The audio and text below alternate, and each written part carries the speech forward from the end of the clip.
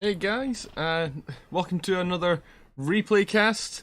Yeah, I know I'm actually getting these out in fairly short order. It's being productive. It's pretty good, right? So here we've got a replay that I was given by one of the guys on Circon's subscriber Discord. So big thanks to Brandje 13. I'm probably butchering the pronunciation of your name there. I'm just gonna call you Bran. So it's going to be, just so it's a bit easier for me, because sometimes pronunciation is a bit difficult, so I'm going to stick with Bran. He's in his Type 64 here on Glacier. Tier 6 match, 5-10 matchmaking, so very favourable indeed. He's going to start off by going south here. He's platooned up with his buddy Monsieur T in his KV2 there. So we're going to start off by going to the south. Now this is a bit odd for a light tank on this map, because generally you'll find that people, when they're playing their light tanks, tend to stick to either the middle or the hill to the northeast there, where the enemy Chaffee is going just now. You don't tend to see light tanks coming down this way quite as often as that, though it can happen at lower tiers now and then. A lot more so than it would at higher tiers. So Brand's just looking to the south to see if he can get shots at this Cromwell, but unfortunately the Cromwell has ducked down below the ridge there, behind hard cover, so he's not going to have any shots at him just now. It does seem, however, like the enemy team have not pushed around this way themselves. So Brand's moving forward, just trying to find anything that he can spot for other teammates like the Panzer IV-H and the Wolverine back at his base there. Also seems like the friendly M41 got caught out by the Cromwell, got spotted there and got taken out, and one of the 25 TPs on his team is dead as well. Once again, caught out by the Cromwell and taken down there in a straight slugfest. And seems like that 25 TP was stock as well, so he must have not had a good time at all against that Cromwell. Yeah, only took one shot of damage from 25 TP. Cromwell spotted once again, and the STR-V74 is also spotted in the middle. Bran using bushes here as good cover, so you can just keep firing at this STR-V74. Looks like he got the blind shot in there, but he starts poking forward to see if he can spot the STR-V. Someone else does. I think it was the Panzer IV-H or the VK-36 here. Possibly Bran's platoon mate in the KV2 at that distance, from where his friend is sitting on D4. Once again looking for shots on the Cromwell, but gets spotted. Nothing else spotted in return. But the friendly 25 TP he is with takes a hit from the enemy T67, who is in this bush here, who has underestimated the fact that shooting at close proximity to a tank, even with a camo net up, can still get you spotted. And so that does at least take out the T67, which is quite possibly one of the most powerful tanks on the enemy team in terms of what it can do. Obviously not necessarily in the hands of that particular player, but definitely a thing to think about. And very quickly the scores have become, well, it's not looking good. It's already down to 4-10, the scores there. Bran now trying to take down this Cromwell, while the gun on the Type 64 is not particularly inaccurate when it's fully aimed. He does get a couple of blind shots in there to finish the Cromwell off from that 130 health that we left him on before he went unspotted. This gun can troll you at times, so do be careful with your shots, because even though this does have a very good rate of fire, you will find that with the 128mm of AP pen and 177 APCR, you do have to place them fairly well at times. So now Bran is looking to see if he can find anyone in the middle, maybe find the RT from the enemy team, and he does indeed find the M41. Now this is actually going to be very important for the situations he gets into later on, because taking down the RT now is going to help him big time. And he also spots the enemy flak toaster, the Panzer SFL 4C. Does take a shot at him, but it doesn't hit. So he's looking here to find the 2nd Artillery, the M44, and he finds him. Unfortunately, the M44 does also see him, does take a shot at Bran, but completely misses. seems like no one else has a shot at Brand right now. Everyone is either up north. The Panzer SFL-4C is right there next to him. But the STRV and the KV-1 have not been seen in quite a while now. So right now he's just trying to shut down the Panzer SFL-4C. That is quite a dangerous gun on that tank. That is a long 88mm, very similar to the ones you get at Tier 8 on the Panther 2, the Panther 88, and also at Tier 7 on the Tiger 1 and the VK4503 and the Tiger P. He does manage to shut him down, so that is good, because that takes a very dangerous gun out of the game, and he doesn't want something as mobile as that getting around him if he's trying to deal with other tanks. So unfortunately, the last friendly tank falls. That was the artillery. He does spot the T1 Heavy in the middle, takes a couple of shots, first one misses, second one unfortunately bounces, third one pens, and the fourth finishes him off.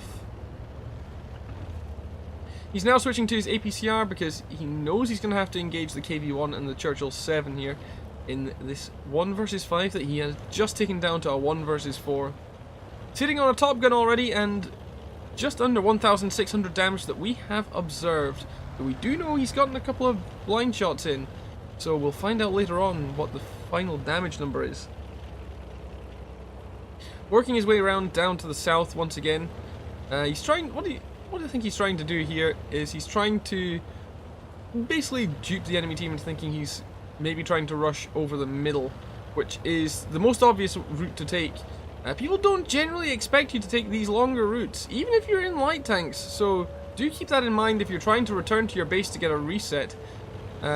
Do be aware though, and this is something that Brand does notice himself, that you do not have time on your hands, so he does take a bit of a shortcut here, comes down off the slope there, and tries to get himself onto a quicker route. He is keeping an eye out to his right.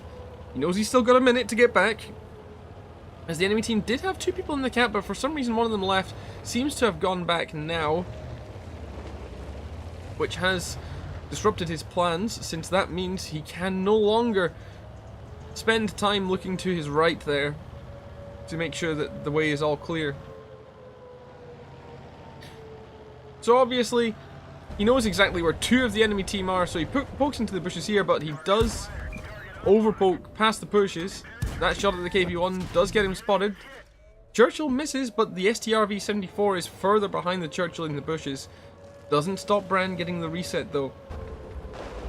So Brand, actually, funny thing is, what he's doing here is quite interesting. Those tiny bushes on that little ridgeline, yep, those actually work.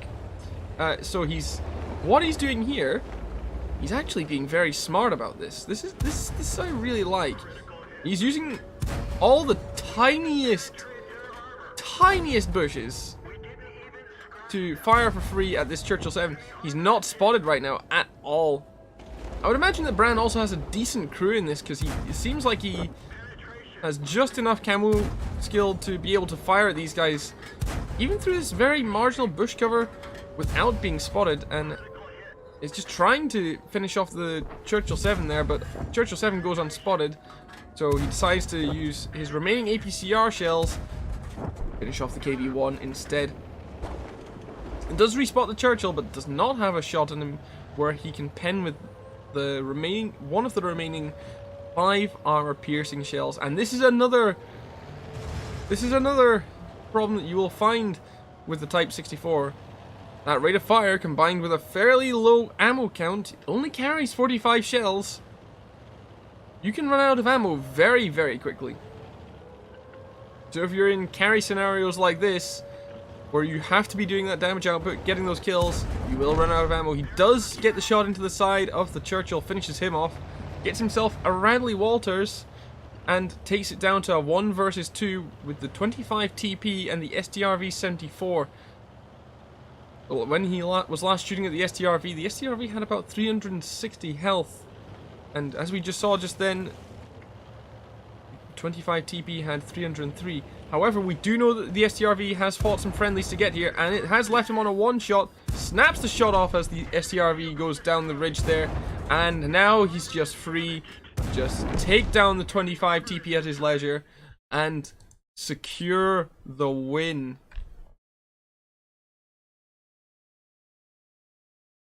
So, that was an ace tanker. That was a Faden's medal, as he did take down the 25 TP with his final shell. Puscucci's medal, a Pool's medal for the 10 kills, High Caliber, Defender medal for the reset on the cap, Top Gun, and of course the Kolobanov's medal for winning that 1 versus 5 there.